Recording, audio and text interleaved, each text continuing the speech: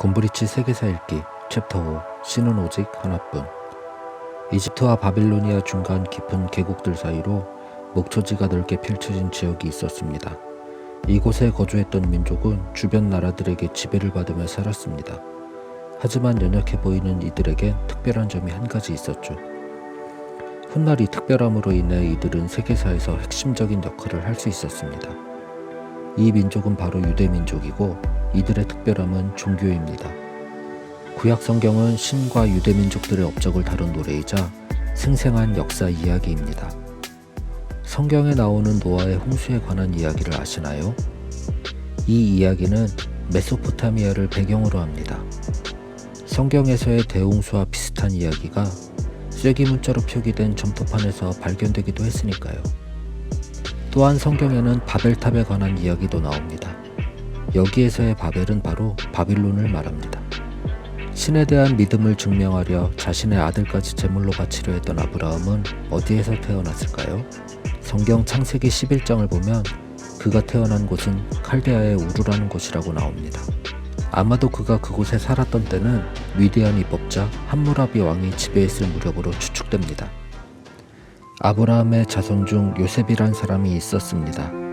요셉은 형들에 의해 이집트로 팔려갔으나 이집트의 총리가 되었고 유대 땅에 든 흉년으로 곡식을 구하러 이집트로 온 형들과 재회합니다. 아마도 요셉의 형들은 1000년도 전에 세워진 피라미드의 규모를 보곤 크게 놀랐을 것입니다. 이후 요셉의 후손들은 다른 이집트인과 마찬가지로 파라오들에게 의해 혹사당할 수밖에 없었을 것입니다. 구약의 출애굽기엔 이집트 파라오로부터 고통받는 유대인을 구하는 모세의 이야기가 나옵니다. 기원전 1250년 경의 일로 추정되는 이 이야기에서 유대민족은 신께서 약속한 땅, 즉 아브라함 이래로 선조들이 살았던 땅을 되찾기 위해 이집트를 벗어나는 이야기가 나옵니다. 유대민족은 오랜 세월 잔혹한 전쟁을 치르고 마침내 가나안 땅 예루살렘을 수도로 하는 작은 왕국을 건설하게 됩니다. 유대민족의 첫 번째 왕은 사울이었는데 인근에 사는 필리스티아 민족과 싸우다 전사를 합니다. 뒤를 이은 왕은 다윗과 골리앗의 이야기로 유명한 다윗 왕이었습니다. 유대민족의 세 번째 왕은 지혜의 왕 솔로몬이었습니다. 솔로몬은 그들의 유일신을 위해 거대한 성전을 건설했고 이를 위해 이웃나라에서 기술자도 불러왔습니다. 솔로몬 왕이 죽은 뒤 유대민족은 이스라엘 왕국과 유대 왕국으로 분열되었고 결국 기원전 722년 아시리아인에게 정복당했습니다. 이런 고난을 겪으면서 유대민족들은 고통은 형벌과 시험이며 언젠가는 구세주 메시아가 오셔서 옛날의 영광을 되찾아주고 유대민족을 영원한 구원으로 이끌어주리라는 믿음을 강하게 가졌습니다. 그러나 고통과 불행은 빨리 끝나지 않았습니다.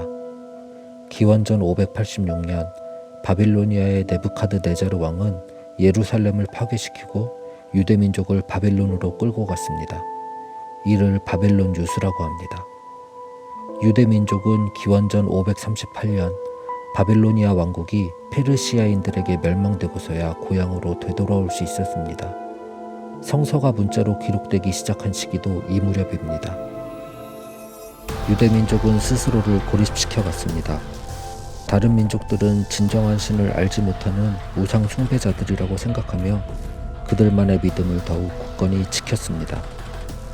이후 계속되는 고통과 불행에도 유대민족은 엄하고 까다로운 율법과 풍습을 지켜나갔고 스스로를 선택받은 민족이라 일컬으며 언젠가 오실 메시아를 아직까지 기다리고 있습니다.